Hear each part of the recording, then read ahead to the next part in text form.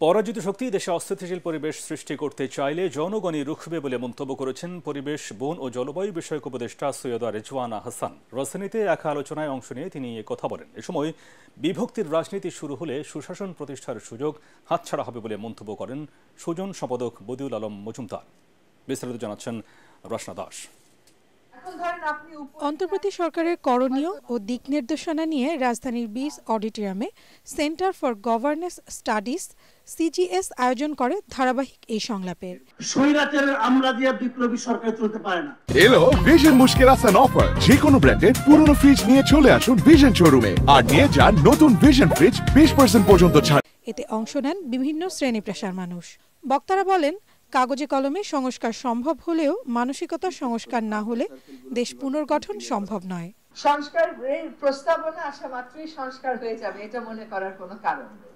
তো আমার দৃঢ় বিশ্বাস যে ক্ষমতার ক্ষেত্রে জবাবদিহিতা আমরা আনতে পারবো, অধিকারের ক্ষেত্রেও আমরা জবাবদিহিতা আনতে পারবো। একে ব্যবহার করে অন্যের বিরুদ্ধে আমরা টেনে নামানোর যে প্রচেষ্টা, এই প্রচেষ্টার থেকে যদি উঠতে না পারি তাহলে কিন্তু আমাদের এই সম্ভাবনাও কিন্তু বাস্তবে রূপায়িত হবে না।